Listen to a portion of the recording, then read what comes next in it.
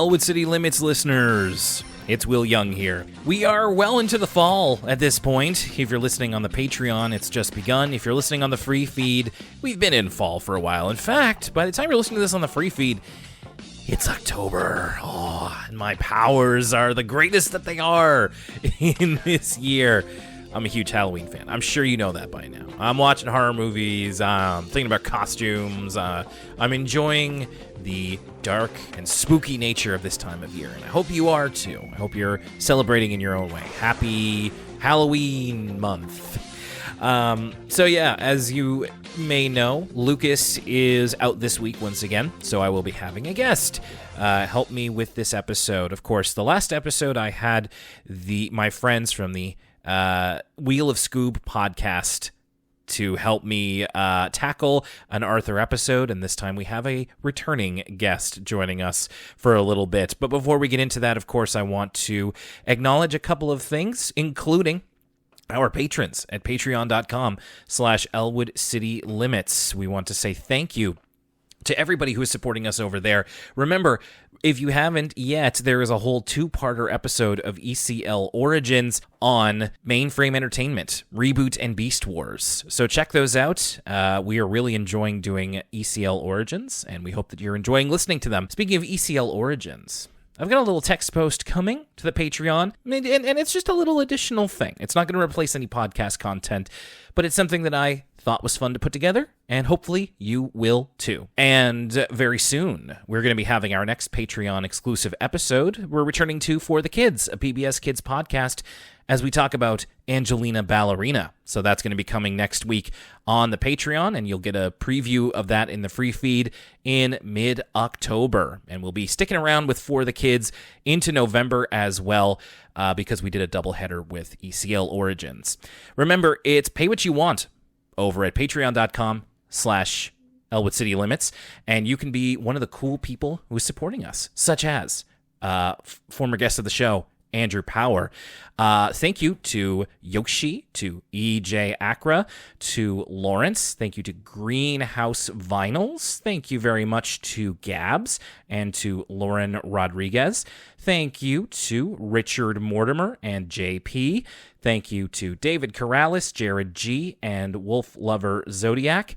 And thank you to Nehemiah Unimuk and Tiki Barber Fan. And many, many others, including Iman Salehian. If your name hasn't been read for a while, let me know, either on Patreon or on the ECL Discord, which is one of the many perks of being our patron. And we've got more Patreon content coming in October. Don't you worry about that once Lucas returns next week. One more thing before we get going. I just wanted to have a quick note here. One of our patrons pointed out to me that several episodes ago at this point, I think this was back in late August, I gave Lucas a commissioned illustration. And I was like, oh, I'll put that right up on social media. I didn't. I forgot to. And then was reminded, hey, when are you going to do that? And my face was a little red when I did that. But you can view it now. It's on all of our social media, the Facebook, Twitter, Tumblr, Instagram. It's a great illustration, and I would suggest not only that you take a look at it, but also that you consider getting a commission from the person who drew it. That would be Buster_Bunny. I'm gonna read this phonetically. At 8uster_8unny. That would be B. So B, it's a wonderful drawing. Thank you so much, and they can definitely help you realize your illustration dreams, and if you commission a piece of art from them, and I would definitely recommend it. As you can see on the social media, the quality of it is truly wonderful. Thank you, B. All right, now we're going to get into today's episode. Of course, next time Lucas and I are going to be talking about Angelina Ballerina on the Patreon, but the next Elwood City Limits episode after this one is going to be further on into Season 18. We're going to be talking about Arthur Reed Super Saver, and Tibbles to the rescue. So yeah, patreon.com/Elwood City Limits. Probably not the best time to be sending in an email. I'm just going to wait till Lucas comes back before we talk about them. But if you want to, for any reason, elwoodcitylimits@gmail.com is where you can send in your correspondence. I also respond on our social medias, or if you're on the Discord, happy to talk to you on the Discord, which is a Patreon perk. So for today's episode, we are welcoming back Rage, one of my favorite returning guests. We're going to be talking about today's episode of Arthur. So let's get to that right now. Here we are again as we enter October. Funny enough, I looked at this thanks to Google. You can actually type in Elwood City Limits and things come up. That's the benefit of having a podcast that's been around for 7 years. And I noticed that it's almost a year to the day since our guest was last on the show, and I'm happy to welcome him back because this is going to be another case where a returning guest takes a look at the new Arthur. So welcome back, everybody. It's Rage. Hey, Rage. Hello, Will. Yes, you bring me back whenever it's time to get scary. It's spooky season. They just brought back the pumpkin spice latte, the scariest caffeinated beverage. And here I am on Elwood City Limits. Thank you for having me. Not a problem. I'm not much for pumpkin flavor. I almost wish I was, because then I could enjoy all these seasonal flavors that everybody else seems to like. It's not my favorite gourd, I'll admit. What is your favorite gourd? Yeah, maybe a squash. Squash is versatile. You can make a few things with that. It's a solid gourd. I like a squash soup now and then. Now, what do you put in a squash soup while we're talking about gourds here? Mainly squash, Will. I mean, yeah, but there's got to be more to it than that. Water, I'm sure. It's my mom's recipe. I can't divulge secret information. Okay, all right. I'll leave the mystery. But if you and I ever meet in person, I might want some of this squash soup. Sounds good to me. You should come to Kingston. You should enjoy the sights. I've been to Toronto a couple of times in the last couple of years. I think you're right. I do need to venture out into the other parts of Ontario that are assuredly just as nice, if not nicer, than the big city. Much nicer. So today we are going through here. We're in season 18. I don't remember exactly where we were the last time you were on here in terms of seasons. It must have been, if it was a year ago, then it would probably be like 15, maybe 16, something like that at the rate we go through these. So up top, of course, before we get into the episode, Rage, this is the new Arthur look. We started it a couple of seasons ago, and it's what we call the Flash era of Arthur. That's a little bit of a misnomer, but essentially what it is that Arthur is now digitally animated. And this is, I like to get this side from all of our returning guests because many of them were on with episodes that were made traditionally, or at least somewhat traditionally, somewhat digitally. This is all digital, and this is pretty much how the show looks to today. We have our thoughts on it, as we've gone into many, many times. What do you think about the way that Arthur looks here in season 18 and onward? So, I think I more or less got used to it as the episode rolled on, but I think it looks terrifying. I think all their heads look disconnected from their bodies. They look like they could pop off at any second. I don't like it. Terrifying is an interesting synonym that I wasn't expecting, but right on time for the season that we're in. I think that we took a long time, Lucas and I, to get used to it, but terrifying is not something that necessarily sprung to mind. That's interesting. It looks like their heads are not part of their bodies, but like in possession, a parasite that have attached themselves to their bodies. They move independently. Look for it next time you watch, I guess. I will. That's I don't like thinking about that sort of scenario with the Arthur characters, but next episode of Elwood City Limits, I'm just gonna be like, what if they just went in there and they're got their tendrils? And of course, as I've mentioned before, I'm thinking a lot about parasites infecting people because I've been playing the new Resident Evil 4 a lot. So As long as nobody's heads explodes and like a weird worm mouth comes out of it, I'm fine. As long as no one talks in Spanish, you'll be fine. Well, I mean, that's more likely than the thing I said, so we'll have to beware that if that ever happens. Mm-hmm. So today we are talking about, as we go through, we're a little bit past the midpoint of Season 18, and lucky you, Rage, you get a Tibbles episode. We're talking about the episode 2 Minutes here. I always get a Tibbles episode. I was wondering, like, you've been on quite a few episodes. You're one of our favored guests here on the show. I was going to ask if you have had a Tibbles episode before on the show, because God knows I don't remember.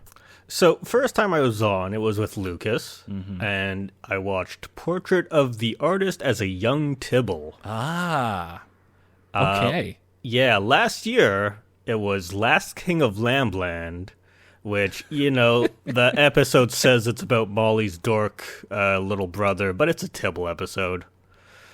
Now this. I have to just assure you, this is not planned. Like, it could have just as easily been you here last week and the Wheel of Scoob folks here this week. It just ends up turning up. You've got some kind of like some kind of sense about the Tibbles that maybe the Tibble episodes are just attracted to you. I got that Tibble energy, yeah. Yeah.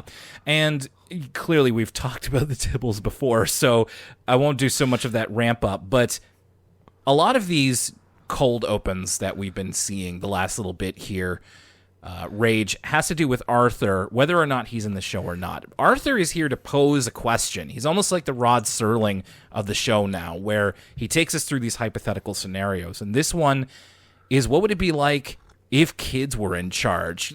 Rage, have you heard about this? Have you heard kids rule?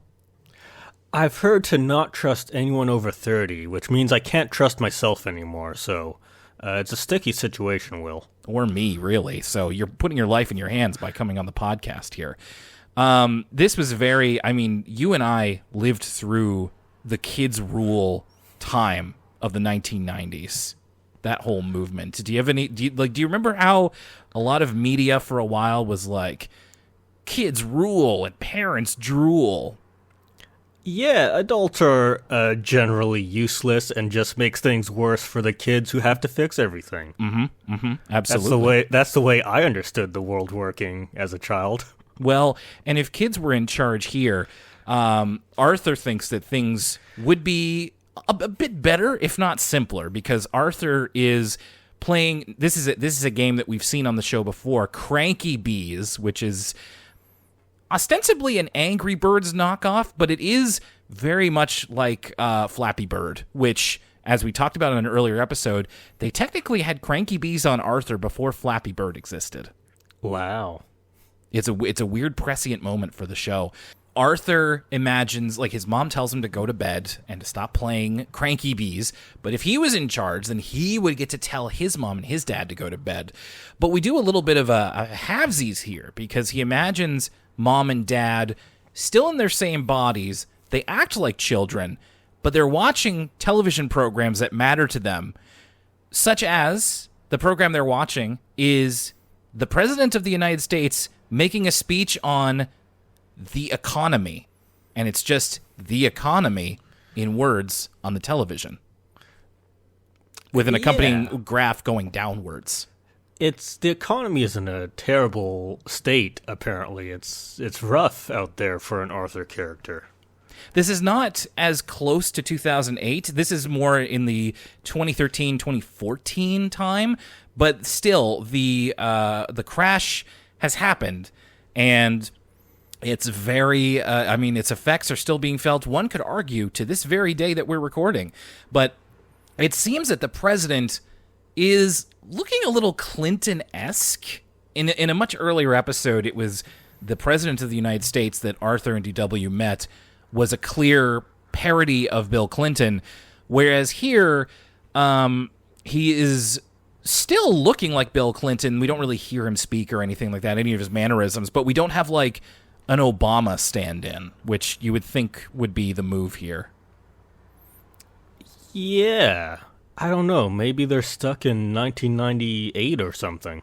I mean, you could certainly make that argument, depending on how you view the Arthur timeline, which is a whole thing unto itself.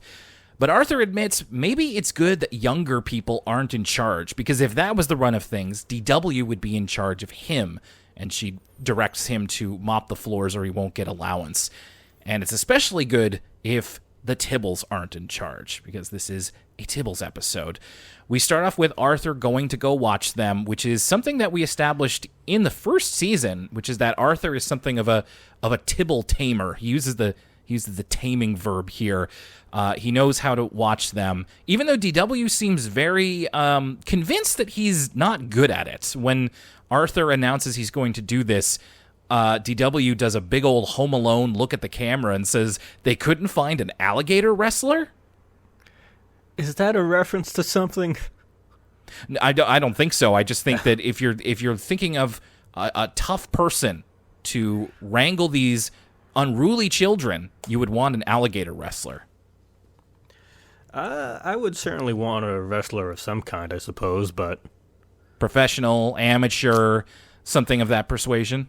Well, they don't have the big jaws for the alligator wrestler to open up, you know? I don't know how the alligator wrestler would bring their expertise to a Tibble. Well, you say that, though, but when we see them, the Tibbles, in the next scene here, there is a moment where they mouth wrestle. Now, that sounds weird. I couldn't think of another way to describe this. So we see the Tibbles. They're wrestling over Arthur's book, which is called Shark! I want to read that book. And then, like, they're kind of they're doing a tug of war, like, it's mine. It goes into the sink. And then they start fighting over something else, like another book. And they, instead of tugging it with their hands, they both, like, chomp on it and, like, try to pull it like dogs. So I couldn't think of anything better than mouth wrestle, even though that sounds really weird. Yeah, it's a mouth tug of war, really. It's a mouth of war? Yeah. Tug of mouth? They're warring with their mouths. Yes. So, but that's where the alligator wrestler comes in, is he can unhinge their jaws and get that out of them. It's here that we discover that there is something about the Tibbles we didn't know before. Now, I want you to try to remember, Rage, since you are something of a Tibbles expert here, an unwitting Tibbles expert.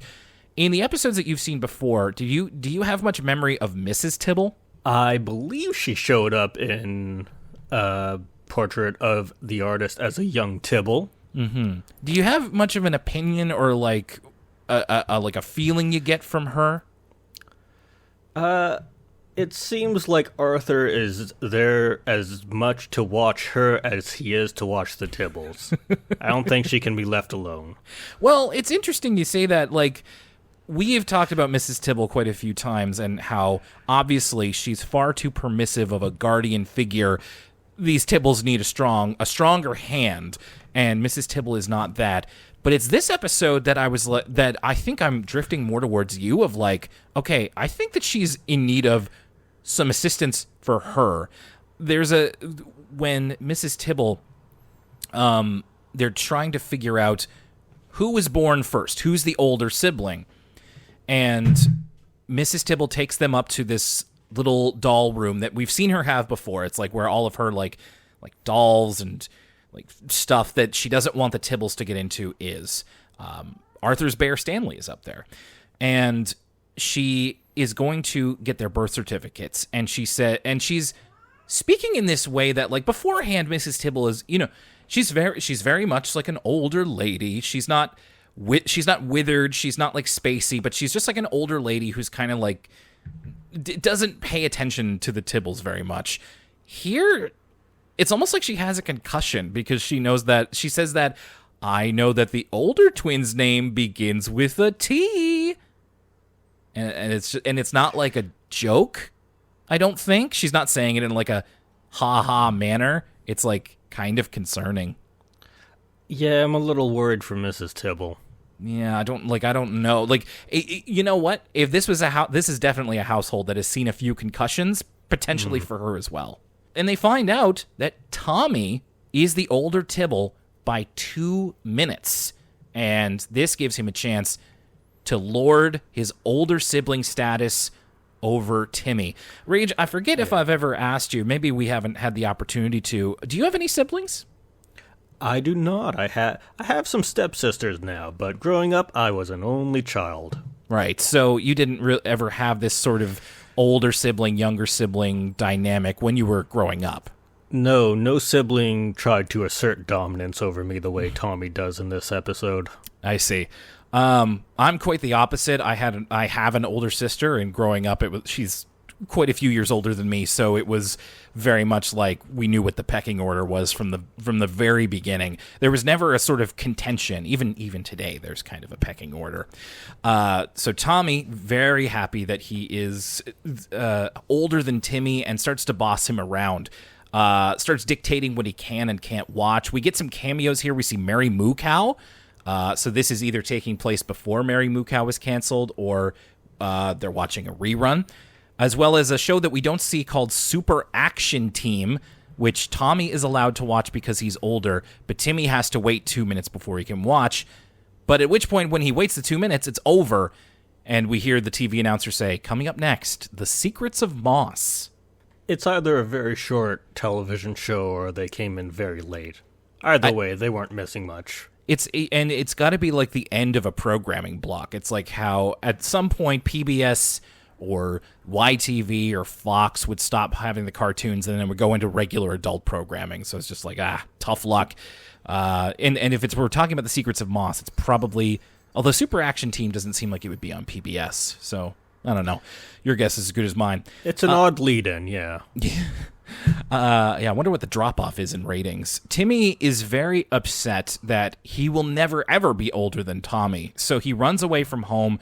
To live with DW is his initial plan, but DW has to kind of cut this off immediately. We do get a funny scene where Timmy is confessing all this to DW, and she pours him, like a bartender, pours him a milk straight up. Not no rocks, no nothing, just careful, that's whole milk. He can handle it. I'm confident. So DW is going to show Timmy how to keep his older brother in line as the younger sibling, which she is very used to doing. And there's a couple of methods that we see here. So, for instance, Timmy suggests that Tommy no longer eat Crunch cereal because he's too old for that. And the cereal he instead suggests is prunes and millet husks. It keeps you regular. Now, have you and I are both in the same kind of age bracket. Have you, have you gotten into, prunes yet? I don't mind a raisin bran, 2 scoops of raisin, but I haven't gotten to prunes so much. No, neither have I. We're not quite that old yet. And millets, as Wikipedia is telling me right now, a highly varied group of small seeded grasses. So you just needed another old person thing to go along with prunes. But it does have the very childish apostrophe N in there, which is an interesting contrast. Timmy insists that Tommy no longer needs training wheels because he's older, which ends up in a disaster. And that Tommy at the pool should use the big diving board because he's a big boy now, which is very, very high up.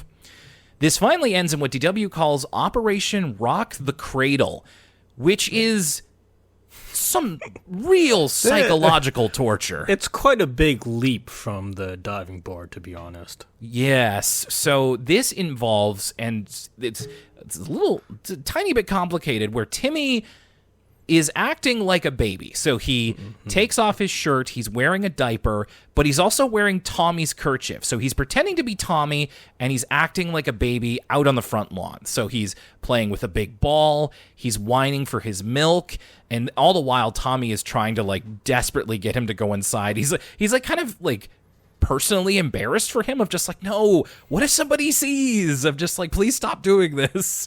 And eventually, this is a really strange read from just this minor character here, where Tommy is... See, I'm getting confused. Timmy as Tommy starts crying, and a woman walks by with her kid, who is one of the background kids in DW's preschool, and she just says, "You, boy, be nice to your baby brother." And it's just you know what? If you deepen her voice a little bit, she could sound like Kratos. It's just "Boy, be nice to your baby brother." So, you boy. What a strange thing for a stranger to say to you. Yeah, it sounds like she's going to, toss him a 10 pence and tell him to buy the biggest turkey in the window. You there, boy. What day is it? Yeah.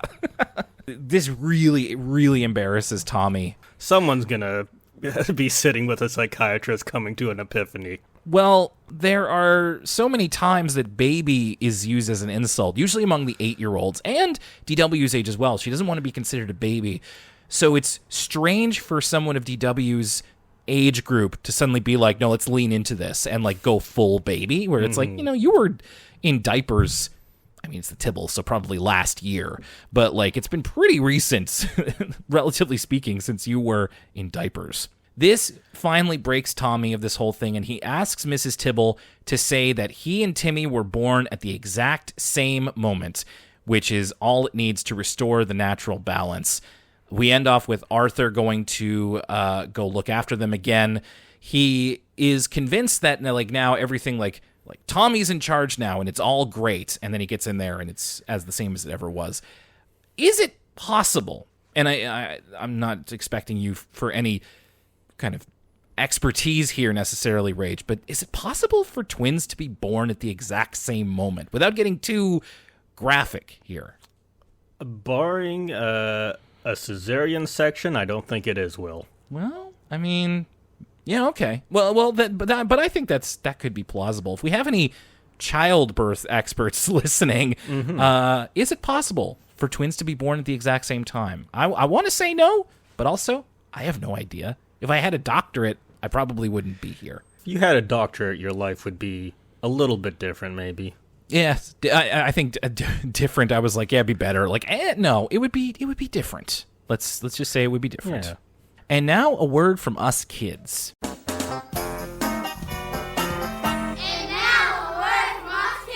Now, Rage, I think at certain times we haven't had this, but this time it was included in the TVO YouTube video that you and I were both able to watch because we're both in Canada.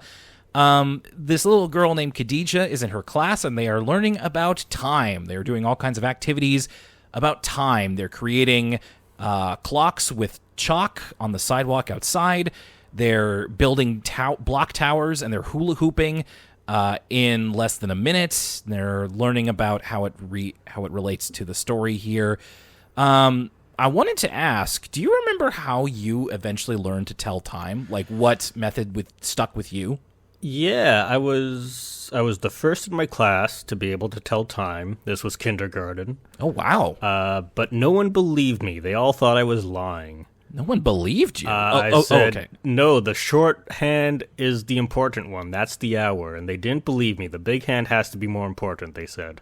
Oh, okay. When they said, like, they didn't believe you, I also thought of, like, the teachers not believing you, which is like, well, if you could tell time, they could tell time too. So, but your peers didn't believe you. They didn't believe me. They insisted that the long hand must be the more important hand. Do you remember the method that eventually made it click for you? I don't, sadly. Okay. I tried to look it up on Google. There was a specific book that I read when I was in, I want to say grade 1 or 2 maybe, that was about this little dog that was learning to tell time. But it had like all of these examples of like, this is how you tell time on an analog clock and da-da-da-da. And it was actually really helpful. That's finally what helped it click for me. Didn't have any of these chalk clock exercises here. You didn't have somebody telling you do something to make your body show that you're long. As the teacher does. No, we didn't. There's one more quick thing I want to mention here. The teacher, as I've said with Lucas and with guests, we are entering a period of time where like the teachers are starting to look more like us. And I guess you and I, by virtue of being in the present moment, are like, we're starting to see teachers in these segments that are like, oh, they look like they could be like my friend, or like we look to be of similar ages here. And we are also, this is only about 10 years ago. So these kids, as I mentioned in the previous episode, are probably either about to leave high school or have already left high school at this point. We should track down these kids' TikTok accounts. I have been trying. We gotta see if they're still hula hooping and doing jumping jacks. To varying levels of success, I actually was able to track down a couple of Word From Us kids in an episode that we did that I believe it's on the free feed with Holly Holland and Catherine Dorr. We talked to a couple of them. But if you are a Word From Us kid out there and you're listening to this show, please contact us. We would love to talk to you. I'm still love to collect more stories about people doing these segments and where you ended up now. Anyway, what I wanted to say is that the teacher had a sweater that caught my eye. It's an autism awareness sweater, which I was like, oh, that's cool. But then the logo is the puzzle piece.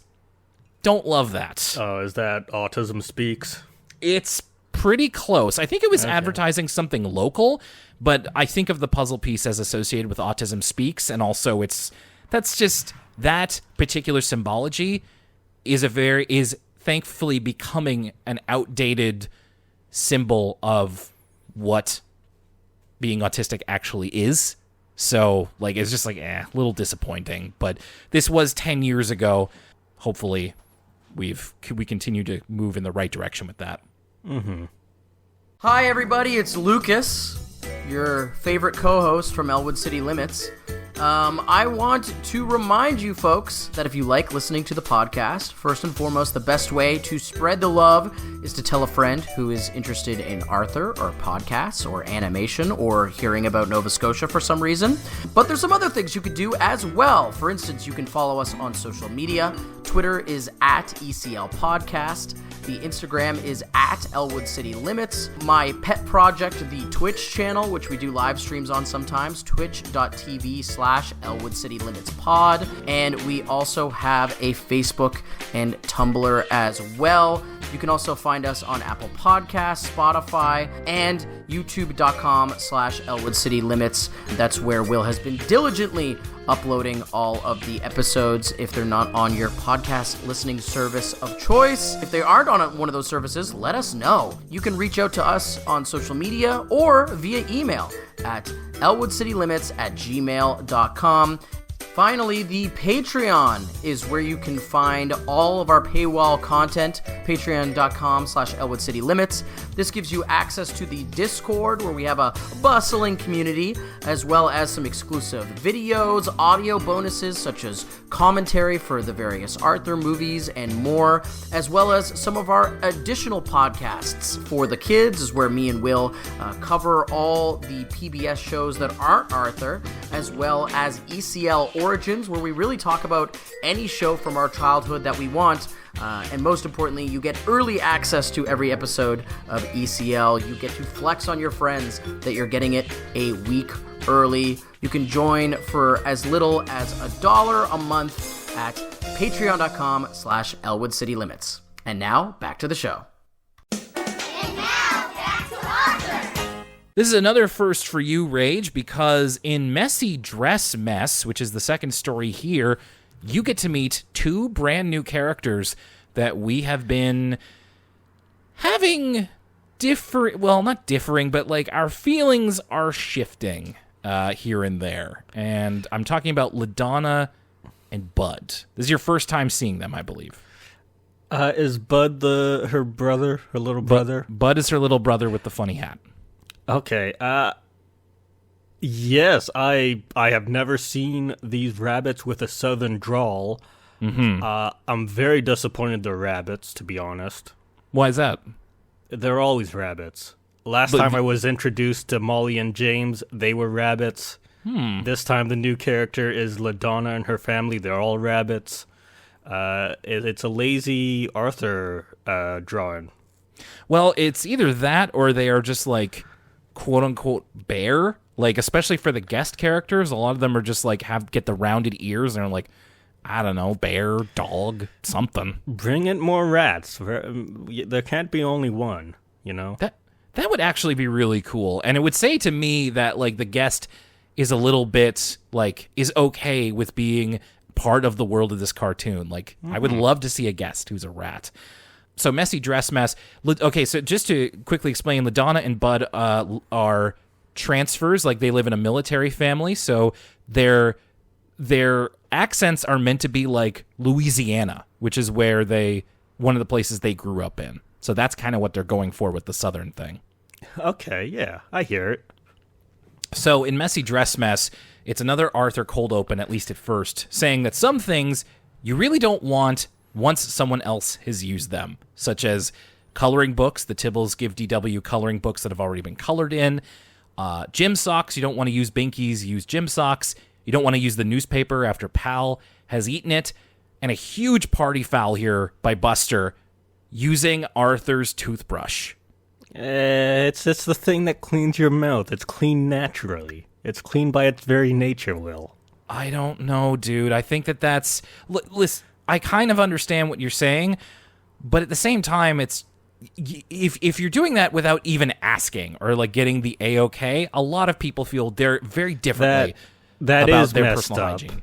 Yeah, it's not something I would personally... I would just walk to the corner store or something, but, you know, I can't... I think Buster, society would be better if everyone was like a Buster. I'm sorry to put you on the spot, but like I'm genuinely interested in what you mean.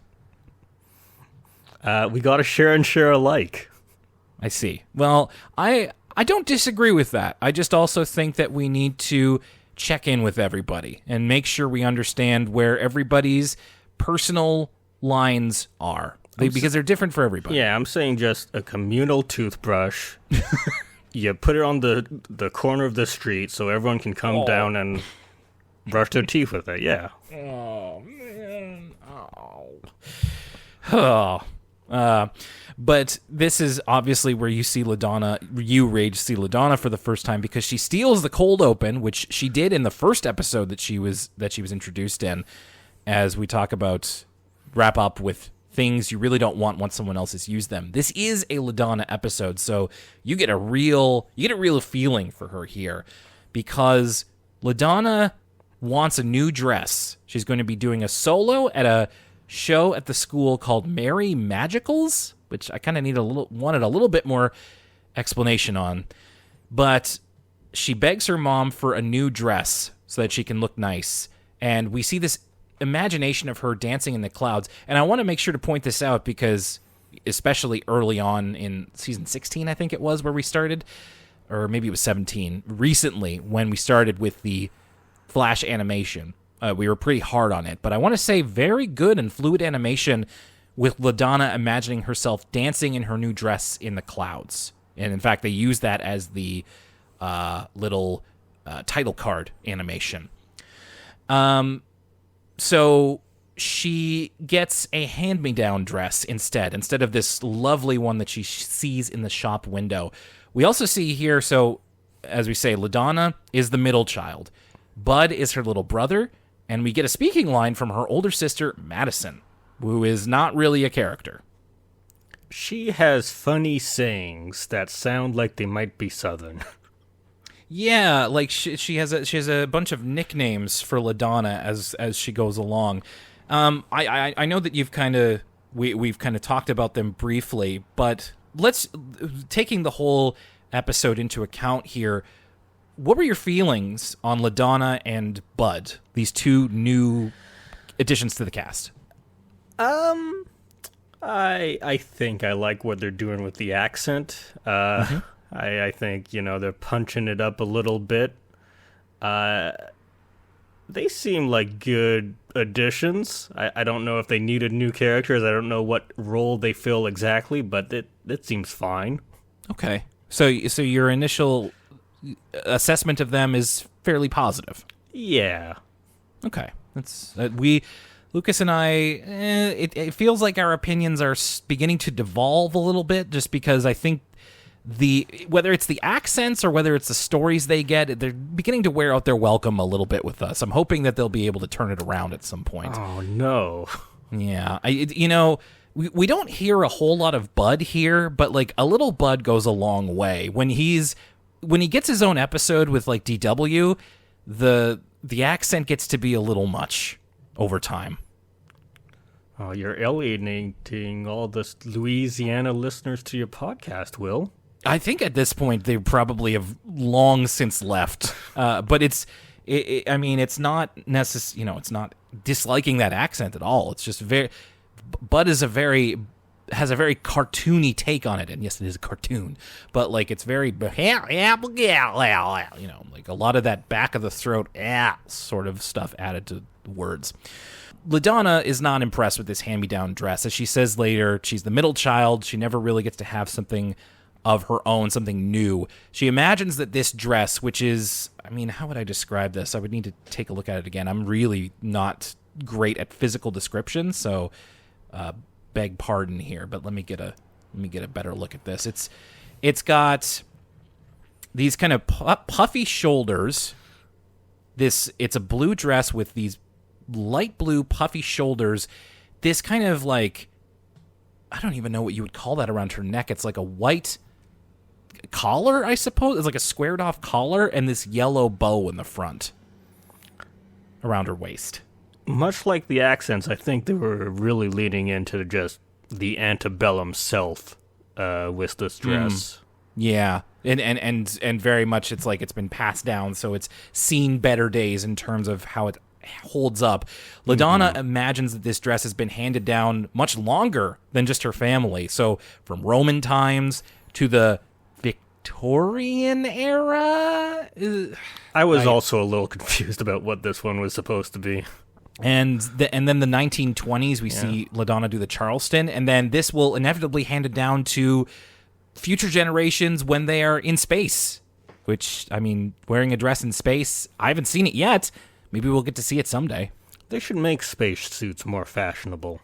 I'm surprised that they really have never even seemingly tried to do that, unless I could be wrong about that. But yeah, you'd think that some company would be wanting to really zhuzh those up because they are pretty monocolored and not terribly interesting to look at once you've seen them once. Elon Musk isn't going to just wear anything when he's out in space. Ugh. So LaDonna, not crazy about wearing this dress. So she goes to Muffy, who lends her a dress, and she is trying to do her best to avoid messes at all costs. When she goes to Muffy, Muffy is delighted to give her a dress. She says, "I've been dying to give you a makeover since you got here," which is secretly a very withering thing to say to a friend. Yeah, but Muffy, she's just like that. That's Muffy. It's true. We're very much into the that's just Muffy era of the show. Muffy. It's like we're used to this. She also mentions a clothing app that she has, which will scan her closet and find something appropriate for LaDonna to wear with her varying vitals. And it's another mention of this influence. I guess it's pre-influencer. So it's like Paris Hilton style character on the show called Capri DeVapida. Oh. I don't know if you've ever ran into her. Don't believe I have. No, she's a Paris Hilton parody that they've only used in a couple of episodes, but she's also has her own brand. It's her clothing app. So they find this dress. It's a much nicer, more designer dress. I actually wanted to ask. Yes. How long has Muffy had this banana-themed BlackBerry knockoff?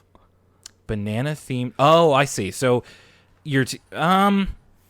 I want to say that she's had that for at least a couple of seasons now, because, of course, as we continue on in the show here, it's changing with the times technology-wise. So now a lot of the kids have cell phones. If you watch some of the newer animated shorts made in 2022, 2023, they're using a Zoom knockoff. They're talking about their version of YouTube. So I want to say that she's probably had this for a couple of seasons. She's been an early adopter of cell phones. The BlackBerry itself, not exactly sure. I did not see that it was banana themed, so good eye, but there is a banana icon on the back of it. It's a little late for a BlackBerry.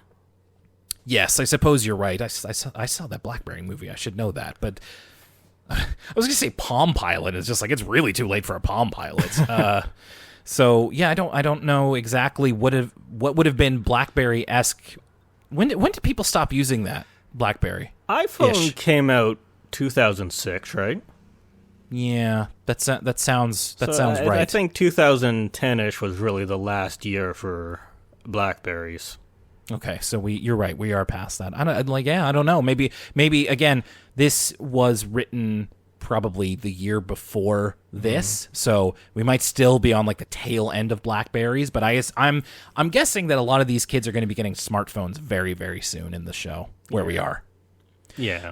So they find this really nice dress that LaDonna likes a lot better. It's a uniform color. It's almost like a Charizard version to the Charmander of her dress. It was the one she was eyeing in the shop. That's right, yes. It's like a periwinkle blue color with a nice, tasteful, perhaps, is that a daisy or a daffodil on the front there, and she likes it a lot better. While she's at home and before she does the performance, she wants to take very good care of it, but she decides to put it on once just to try it on, and she has to avoid all of these suddenly encroaching opportunities for messes. So Bud comes into her room. He finally found a toy hippo that's covered in mud, and he throws it at her and then tries to touch her with his hands. She does the Tenacious D power slide to avoid having juice spilled on her. Yeah, and this is where her sister calls her a rutabaga, I think. Rutabaga. And the Tibbles show up again, and they are somewhat menacing. She has to use double trash can lid shields because they start throwing mud pies at her.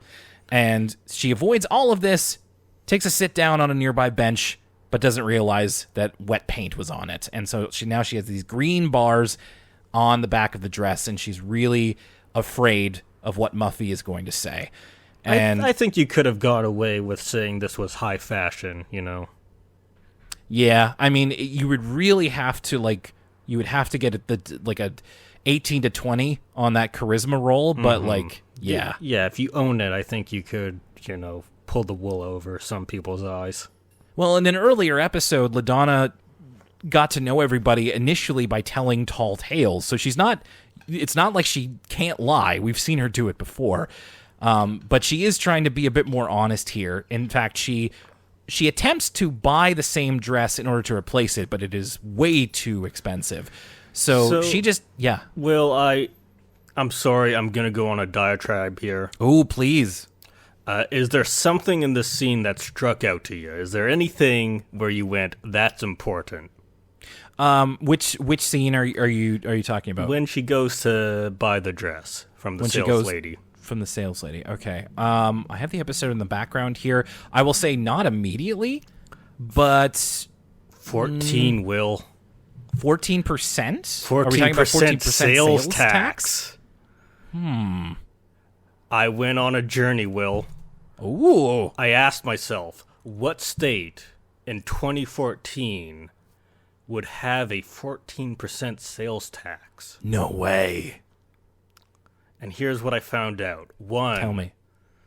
Sales taxes fluctuate wildly. Okay. They don't have a federal one. They go state. They have a state tax and then a local tax, which goes county by county. Okay. And so you can just drive 15 minutes to get a better deal on a TV or something. Fair. Okay. It's ridiculous. And also, I brought up the 2013, 2014, and 2015 year beginning and year mid sales taxes for all of these states and counties. Mm-hmm.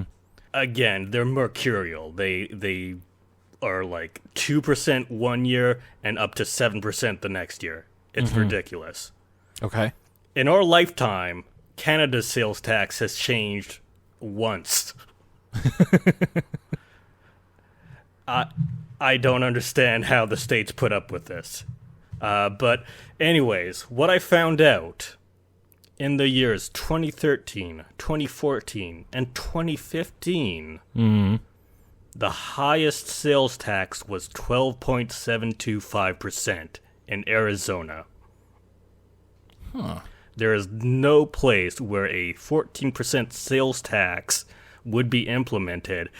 And also, usually clothing is exempt unless it's over a certain price. So either this is like a $500 dress, or this saleswoman was just ripping LaDonna off.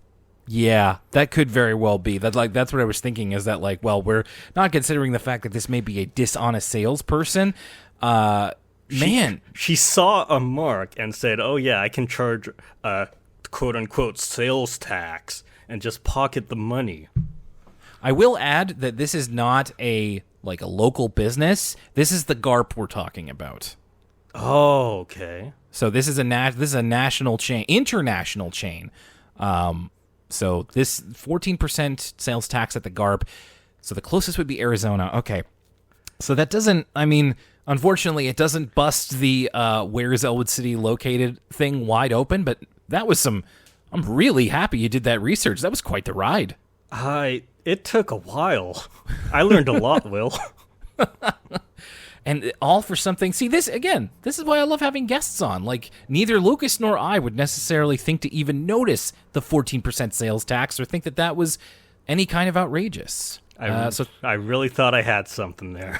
Well, I'm still very happy to take that ride. And who's to say? I wouldn't necessarily guess that Elwood City is in Arizona, but maybe this is something that 14% sales tax. I wonder if there is something to this. I don't know. Maybe they just picked the number. Who knows? But I'm still glad that you took the journey on that and saw it to its conclusion. If there's any tax experts listening to this, help me out here. Let's do the due diligence. Speaking of tax, LaDonna is imagining that so she can't buy a new dress, and essentially she's going to have to pay Muffy back herself, but it's going to take her so long, she imagines that she'll be paying all the way into old age in this scenario where she's only able to pay like a nickel a week, and but Muffy is still holding her to it, even into both of their old age. I will also say that after mentioning her a couple of times and seeing her visibly, Jenna, the character Jenna, finally gets to say something. She has a couple of lines in this, and I've just kind of missed having Jenna around for flavor. I appreciate her being back here. And then we end up with the episode. LaDonna brings a big trench coat to the show for her solo, but she eventually ditches it. She's wearing the hand-me-down dress instead of the one with paint on it. She wears the hand-me-down dress, she nails her solo, and everybody is okay. And Muffy, when she's finished her solo, Muffy's only upset that LaDonna didn't ask her for help in the first place, which is a nice way to take it. I'm really glad that we've grown past Muffy being needlessly mean or cruel. And so next time LaDonna should ask her for help instead of avoiding her, and they take a very nice picture together. Muffy bought the same style dress, so they could be matchies. Matchies, yeah. So it's no thing to Muffy. So this is good. This is good to know for next time. And it's here I noticed that LaDonna has a good 5 to 6 inches on Muffy, not including the ears. So I'm kind of amazed that dress fit Muffy at all. She's gonna grow up to be quite tall, is LaDonna, I imagine. Mm-hmm. And we're at the end here, and now it's time to look back on the stories that we covered. So let's go back to 2 minutes. Rage becoming the Tibbles expert here on the show. What did you think of this encounter with the twins? I think it was fun to see how such a small thing could disrupt the Tibble hierarchy so much. Despite all their faults, they're really sticklers for the social order at the end of the day, the Tibbles. And I thought that was a good side to see of them. It was an interesting way to play a Tibbles episode. And so was, the portrait of the artist as a young Tibble gave us a little bit of their prospective future and gave them a bit of characterization. So when the spotlight's on them, it actually can be pretty good. I prefer them getting an episode to Kate and the dog or something like that. And there's surprising depths to them. It's always fun to see them on the back foot or out of their element. The whole thing with Operation Rock the Cradle was so strange and out of left field that I actually really appreciated what they were going for. I didn't think this episode was great or anything, but I liked what it was going for, and I had a fairly good time with it. So it's yeah, all right. Yeah. As for Messy Dress Mess, it's just this didn't really change my feelings on LaDonna very much. And unfortunately, where we are in the show is that, like, a lot of LaDonna's episodes just don't do a lot for me. I don't really care for her as a character. I don't dislike her. I'm more towards disliking Bud, but he was very light in this episode, which I appreciated. This was more about LaDonna. And it just felt like there wasn't a whole lot to this one to kind of sink teeth into in any regard. Like, it was fine, and there were a couple of, like, cute moments. But, yeah, and especially by the end, it's like, oh, this ended up feeling like kind of a non-issue that we just blew up, which you can describe that about, you can use that descriptor for plenty of Arthur episodes, but it's just like by the end I was like, didn't really care for it. It seems like you could kind of slot any character into this dynamic and it would have worked just as well. This didn't need to be a LaDonna episode. It could have easily been Francine or, DW borrowing a toy and breaking it. It's well-trod territory, and I don't think that helps it. Yeah, that's a good point.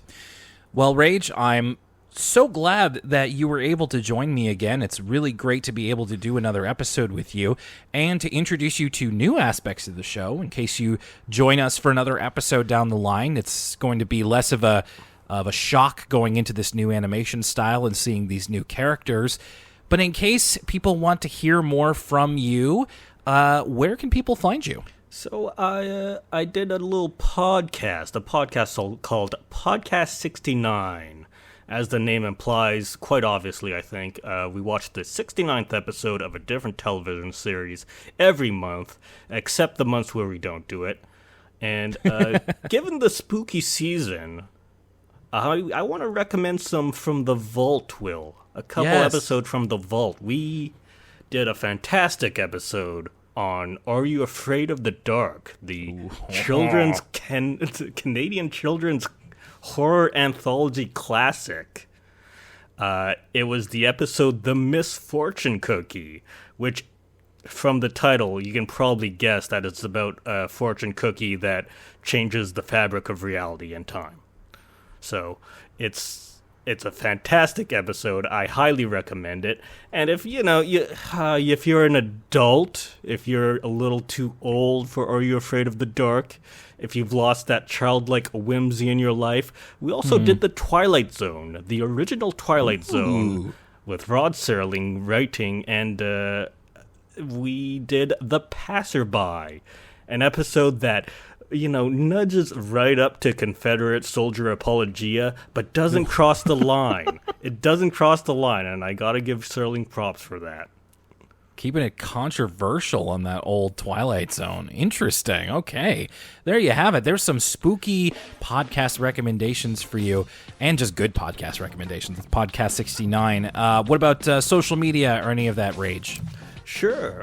Follow me on Instagram at reglag, REGLAG. I'm starting to post some pictures. I'm taking pictures lately. Also, I got a cat. I'll show you pictures of my cat. So, if you like cats, you should like cats. Come to the Instagram and look at a cat. I can't think of a better reason to check out his Instagram than that. That's a seller right there. Well, I'm so glad that we were able to do this again, and thank you, listener, for checking out this episode of Elwood City Limits. And that's going to do it for us this time. My name's Will Young, and for Rage... Thank you so much. I'll be back on, whenever they need a Tibble expert again, I guess. We'll see you next time.